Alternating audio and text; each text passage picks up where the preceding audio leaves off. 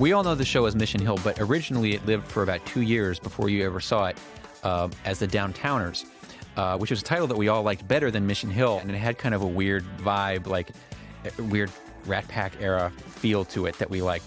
This area is filled with colorful local hipsters, like you. That is Natalie Leibowitz Hernandez, who lives next door with her husband, Carlos Hernandez Leibowitz, and their baby, who is baby nameless. They're based on a real couple that we know. And the baby is my baby. I don't care if that is a song from our genocidal westward expansion. It rocks! This is Gus and Wally. Together, they're always fighting. This couple is groundbreaking. Their kiss in the elevator in our pilot was the first gay male kiss ever broadcast on television. I don't like my personal life to be everybody's business. I need some condoms so I can make love to my lover. They're for gay sex. Tell us about that girl. That's one of my favorite designs. He's a sort of street hipster. There's a whole group of people who are designed as... You own all those items of clothing, don't you? I do not have the coat anymore.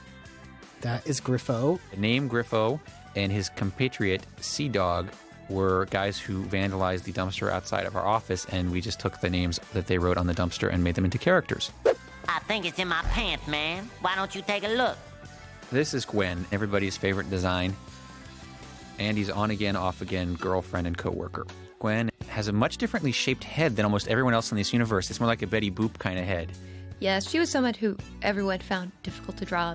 Played by voice of Jane Whelan from the Go-Go's, who was the bassist for the Go-Go's, and you'll see a Go-Go's poster there in her apartment. Oh, sorry. I just made plans to have last-minute sex with somebody else. Obviously, this is Toby and George. Design for Toby came from a character that John Candy did on SCTV back in the early 80s. I want to say that there was a lot of resistance to that drawing, that Toby looking like that, but I'm glad we held our ground. Really? Resistance on whose People part? didn't like it. They're like, what's that? It looks like a big fat lady, blah, blah, blah, blah, blah, I recall. And we were like, no, this is exact. You're going to love it. Trust me. Andy, you did it. Yeah, I can't believe it. Yeah, you're the best. Hey, what happened to your hair? I don't know where George came from. It just seems like he's a real typical kind of guy. We knew a lot of guys like that. He seems like the kind of guy you'd be hanging out with. We don't need liquor to have fun. Not when we have the Babylon 5 collectible card game. Republican vampire, played by writer Michael Paines, famous for his appearance as himself in the movie The Anniversary Party and numerous other commercials and films. Basically just a goth street person who had an inexplicable tilt to the right. My friends call me the Republican vampire. Are you GOP, Andy? An old man who lives in the neighborhood, often seen out clogging the sidewalk. His partner, the old woman who lives in the neighborhood. Some local hipsters. Sasha is the man. The woman I don't think ever had a name. But that's Leisha Kushel's voice. They also, the design of the way they smoke was very specifically hipster way to hold a cigarette. They're usually used in shows where you need people to follow a current fad sweeping the street, and they're the first ones to sort of go along with it. This was Eunice Uhlmeyer, who was a special character in an episode that was primarily about her. She was one of the characters who actually just pretty much started as a design, a random high school student design. Her voice was done by Jennifer Jason Leigh.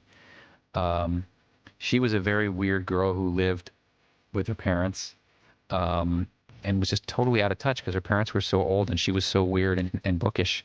Greetings, water balloon. Sure. How's it going? Move along, water balloon. Your molecules are in my light. Dr. Yvonne Farley, Ed.D., principal of Pomper High School. You'll see her photo behind her where she was sort of an Angela Davis-style radical, apparently 20 years ago. I think we designed her suit around something that Madeleine Albright would have worn.